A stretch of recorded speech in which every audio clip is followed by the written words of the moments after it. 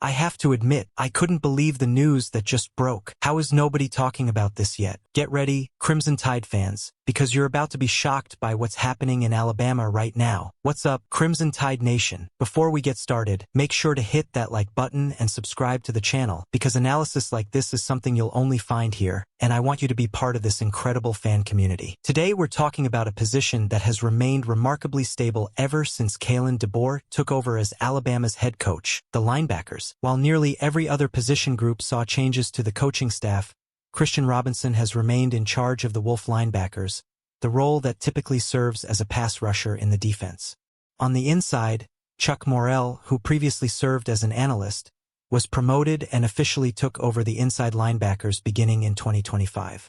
And this coaching duo worked extremely well together last season because the linebackers were essentially the leaders of Alabama's defense. However, 2026 brings a very different situation, and I'm about to tell you exactly why, along with all the details about who could shine at the position. Think about it this way. Whenever the leader of a wolf pack leaves, it's never easy for someone new to take over. That's exactly what happened in 2025. Alabama's starting wolf linebackers, Qua Russaw and Jamarine Latham, barely played after the opening game of the season. Russaw broke his foot against Georgia in late September and missed 6 games, while Latham suffered a neck injury that ended his season that very same month. But the next man up, a young player named Ihanzi Pierre, who was only a sophomore at the time, made the most of his opportunity. After recording just 1 career sack before then, he exploded against Tennessee, finishing with 6 total tackles, 2.5 tackles for loss and 2.5 sacks. From that point on, he only got better. Pierre finished the season leading Alabama in sacks with 8 and tackles for loss with 14.5, while tying safety Bray Hubbard for the team lead in forced fumbles with 3. Pierre and Latham both return for the 2026 season, but Russaw has transferred to Ohio State. What's even more interesting is that although Latham entered 2025 ahead of Pierre on the depth chart, Pierre is now the clear leader. He has already earned preseason All-SEC third-team honors and enters the season as Alabama's biggest hope for generating pressure on opposing quarterbacks. Pierre's primary backup is expected to be Justin Hill after an impressive freshman season. He appeared in all 15 games, recording 10 tackles, 2.5 tackles for loss, and 1 pass breakup. His development became obvious during A-Day, where he finished with 4 tackles, including 2 for loss. Hill himself has said he wants to improve his pass rushing ability and become the type of player who changes games by attacking directly through blockers instead of simply going around them. Beyond those 2, Alabama also has Latham, as previously mentioned, along with South Carolina transfer Desmond Umeozulu. Both players have the versatility to line up at the bandit position, another role that needs additional depth. Despite his serious injury, Latham is now Alabama's longest tenured player, having arrived in Tuscaloosa in 2020, and that experience should allow him to contribute at multiple positions. Umeozulu, who served primarily as a backup at South Carolina, recorded 19 tackles, 2 tackles for loss, and 1 sack during the 2025 season. The expectation is that he'll rotate between bandit and wolf. Now let's move inside, where the changes are even more dramatic. Alabama lost all 3 starting inside linebackers from last season. Justin Jefferson was selected by the Cleveland Browns in the 5th round of the NFL draft. Deontay Lawson signed with the Philadelphia Eagles, while Nikhai Hillgreen joined the Los Angeles Rams after finishing his college career. Replacing a player like Lawson, who served as a 2-time team captain, won't be easy. But Alabama brought in an outstanding replacement with Virginia Tech transfer Caleb Woodson. After only 2 practices during preseason camp, Kalen DeBoer already described Woodson as someone with true captain qualities.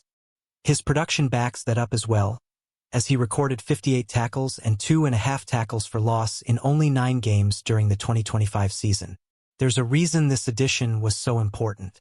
The inside linebacker is often referred to as the quarterback of the defense and is the player responsible for wearing the helmet equipped with direct communication to the coaching staff in defensive coordinator Kane Wommack's system.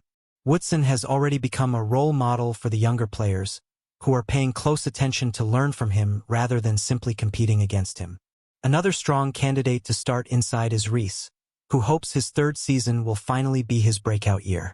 He entered 2025 as a potential breakout player but finished with just 6 tackles, 1 forced fumble, and 1 fumble recovery despite appearing in all 15 games. In 2024, he played only 5 games after redshirting as a freshman. However, with so many starting positions now available, the Birmingham native has emerged as one of the favorites to earn a starting role. Former Alabama linebacker Deontay Lawson has publicly praised Reese's development, highlighting both his commitment and his constant presence in team meetings, even when he wasn't traveling with the team. Looking at the depth chart, Luke Metz is expected to be another important contributor. As a freshman, he played in all 15 games, primarily on special teams.